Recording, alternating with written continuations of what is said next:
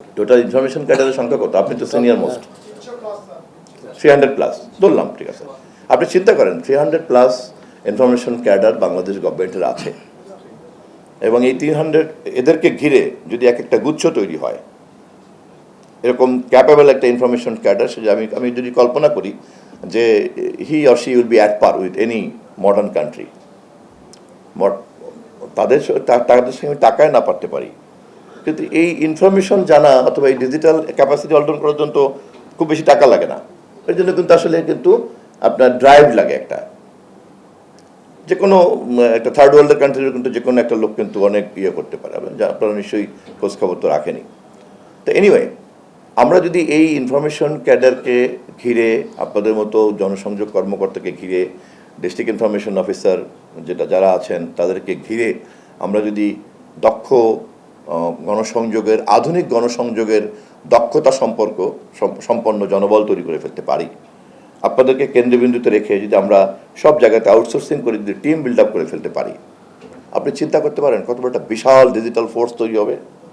চিন্তা করতে পারেন পরিকল্পিতভাবে যে ন্যারেটিভটা আমরা তৈরি করব, সেই ন্যারেটিভটা নিয়ে ডিজিটাল প্ল্যাটফর্মে আমাদের পদচারণা কত অর্গানাইজড পদচারণা হবে, এবং আমরা কিভাবে পারসেপশন ম্যানেজমেন্টের যে ব্যাটেলটা চলে, যেটা এখন সবাই করে, বিশেষ করে বাণিজ্যিক উৎপাদনকারী পণ্য তারা তাদের বাজারজাত করার জন্য বিজ্ঞাপনের বাজারে তো এটা করি।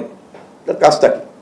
ও 1 সেকেন্ড 2 সেকেন্ড অথবা 10 সেকেন্ডের একটা বিজ্ঞাপন তৈরি করে এমনভাবে যা তার ক্রেতার মনোজগৎকে সে দখল করে নেয় যে হ্যাঁ এই কোকটাই খেতে হবে, অথবা তার টার্গেট করে বাচ্চাদেরকে, চকলেটটার বিজ্ঞাপনটা এমনভাবে তৈরি করো যাতে ওই বাচ্চা ওর গার্ডিয়ানকে ডিস্টার্ব করে যে ওই চকলেটটাই আমার খেতে হবে।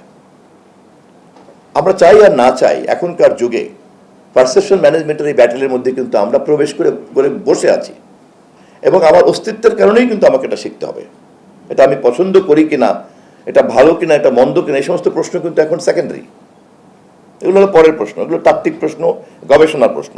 এই প্রশ্নগুলি থাকা ভালো, কিন্তু দৈনন্দিন জীবনে পেশাদারিত্বের জন্য, কাজের জন্য, আমার অস্তিত্বের জন্য আমাকে কিন্তু এটার মধ্যে ঢুকতেই হবে। এই পারসেপশন ম্যানেজমেন্ট ব্যাটেলের মধ্যে ঢুকতে গেলে যদি আমি আমি যে কথা বললাম, এই পুরো জনবলটাকে আমি যদি সেই ধরনের সময় উপযোগী একটা দক্ষ জনবলে আমি যদি রূপান্তরিত করে ফেলতে পারি, ক্যাপাসিটি বিল্ডিংয়ের জন্য সেই নিউ কোর্স যদি তৈরি করতে পারি, কারিকুলাম তৈরি করতে পারি, দেন হিউজ একটা ব্যাপার কিন্তু হবে, এবং আপনারাই হবেন এটার ড্রাইভিং ফোর্স, আপনারাই হবেন চালিকা শক্তি।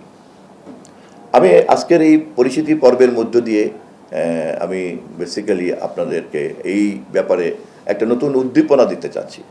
জাস্ট আমি আজকের দিনে শুধু আমার এই মোটিভেশনটুকুই একমাত্র টার্গেট। নেক্সটে যদি আবার সুযোগ পাই, অন্যান্য বিষয়ে আমি আপনাদের সঙ্গে ইন্টারাক্ট করব, এবং সরাসরি আরও কিছু বিষয়ে বোঝার চেষ্টা করব। আমাদেরকে পাবলিক সাইকোসিস্টেম এখনকার যুগে কিভাবে নিরূপিত হয়, কিভাবে ওটাকে মেজারমেন্ট করে, এ ব্যাপারে কিন্তু আমাদের যার যার ধারণা আছে, ভালো ধারণা না থাকলেও কিন্তু গণসংযোগ কর্মকর্তা হিসাবে কিন্তু আপনাদের জানতে হবে। এটাকে এখনকার যুগে বলে সাইকোগ্রাফি। একটা সাইকোগ্রাফি তৈরি করা কিন্তু কোনো কঠিন কাজ না কিন্তু, কারণ ডিজিটাল প্ল্যাটফর্মে ফুটপ্রিন্ট যখনই থাকে, ওই ফুটপ্রিন্টকে ক্যালকুলেশন করে আপনাকে দেখিয়ে দিবে কোন পোস্টে কয়টা লাইক করেছে, কয়টা ডিসলাইক করেছে, কয়টা মন্তব্য নেগেটিভ, কয়টা মন্তব্য পজিটিভ, এবং এটা দিয়ে দেখিয়ে দিবে যে এই কন্টেন্টের জন্য এই হলো গ্রাফ, নাথিং রং। তাহলে প্রতি মুহূর্তে কিন্তু হোল আমাদের এই জনবলকে যদি আমি ওইখানে নিয়ে দাঁড় করতে পারি, তাহলে আমাদের গভর্নমেন্ট বা রাষ্ট্র কিন্তু সারাক্ষণ কিন্তু টের পাবে যে সরকারের গণসংযোগের কারণে সে কি নামছে না উঠছে, এটা কি বাড়লো না কমলো। রমেশা হত্যাকাণ্ডের কারণে এটা করলো, প্রধানমন্ত্রী যাওয়ার পর আবার এটা উপরে উঠলো, আবার পরের দিন যুবদলের অমুক দুর্ঘটনা ঘটলো, সে আবার নিচে নামলো। এই ডিজিটাল ক্যাপাবিলিটিকে আপনার নিয়ন্ত্রণে নিয়ে এসে, আপনার ইনস্ট্রুমেন্ট আপনার মোবাইলের মতো আপনার নিয়ন্ত্রণে আনতে পারাটাই কিন্তু হচ্ছে এখনকার গণসংযোগ কর্মকর্তাদের সবচেয়ে বড় টাস্ক অ্যান্ড চ্যালেঞ্জ।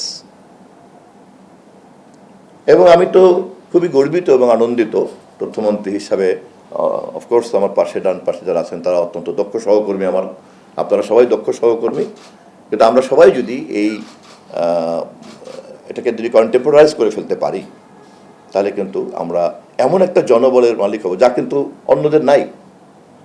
ধরে নেন কাল্পনিকভাবে আমরা সবাই আমাদের কাঙ্ক্ষিত জায়গায় পৌঁছে গেছি, সব ডিএও, সব পিআরও এবং তাদেরকে ঘিরে সব ইয়াংদের একটা টিম তৈরি হয়ে গিয়েছে। তথ্য মন্ত্রণালয় অ্যাজ এ হোল এরকম একটা বাহিনীর উপরে দাঁড়িয়ে আছে, ডিজিটাল প্ল্যাটফর্মে চাইলেই সে কিন্তু তখন ডমিনেট করতে পারবে।